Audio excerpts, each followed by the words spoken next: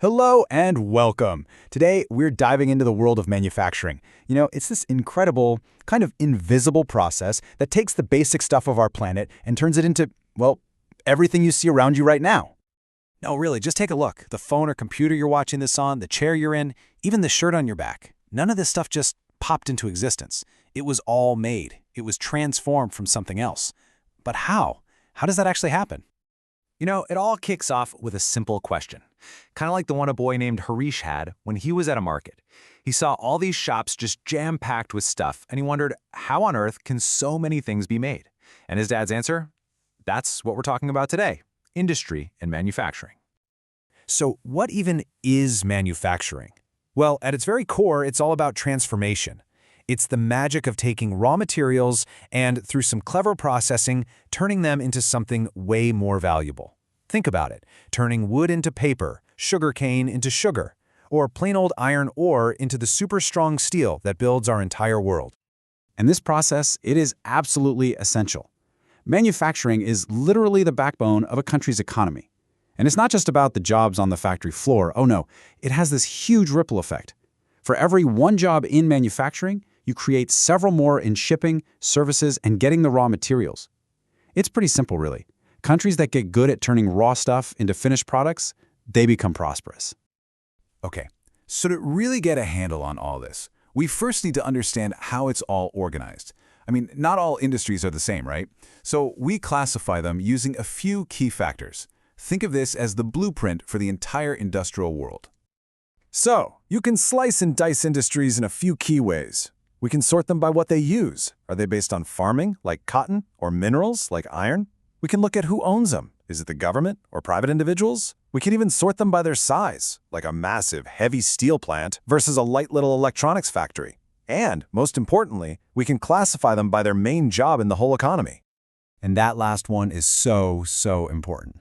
See, on one hand, you have what we call basic or key industries. Think iron and steel again. They make the raw materials that other industries need to build their machines and products. Then, on the other hand, you have consumer industries. They make the stuff that comes directly to us, sugar, paper, fans, toothpaste. So one industry builds the factory and the other one stocks its shelves. All right, so with that blueprint in our back pocket, let's actually go inside the factory. Let's follow the journey from a raw material all the way to a finished product.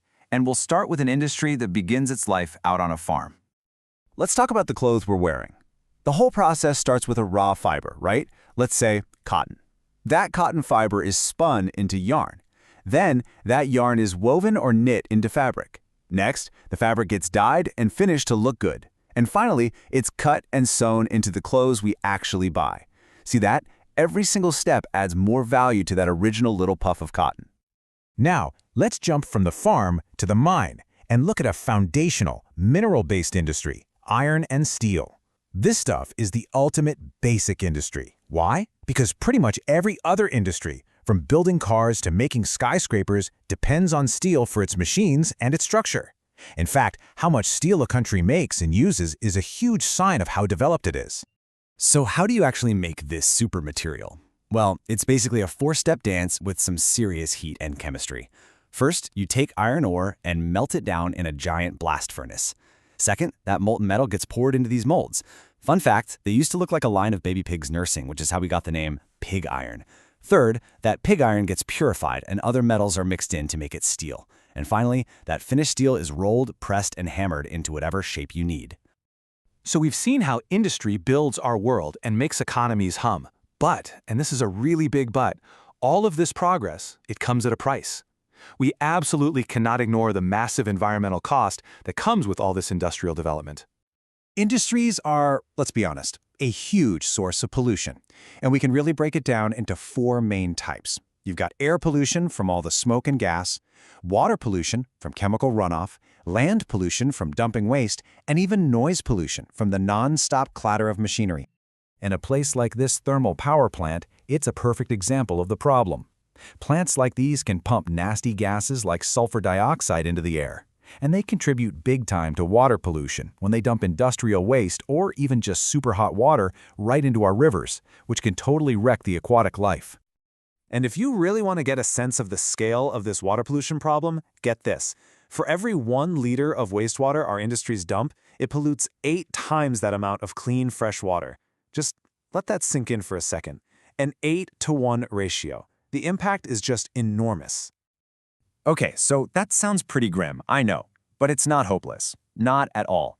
The huge challenge for us right now is figuring out how to keep developing while also protecting our planet. So how do we actually control industrial pollution and build a cleaner future? One of the biggest solutions is to treat industrial wastewater before it gets released. It's a really smart 3-phase process. Primary treatment is all mechanical, screening out the big stuff. Secondary treatment gets biological, using helpful little microbes to eat up the bad stuff. And finally, tertiary treatment uses a bunch of different processes to get the water so clean you can often just recycle it right back into the factory.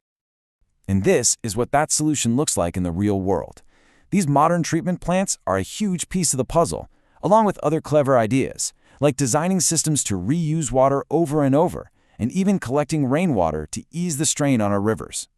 The best approach is to be proactive. India's National Thermal Power Corporation, or NTPC, is a great example of what this can look like.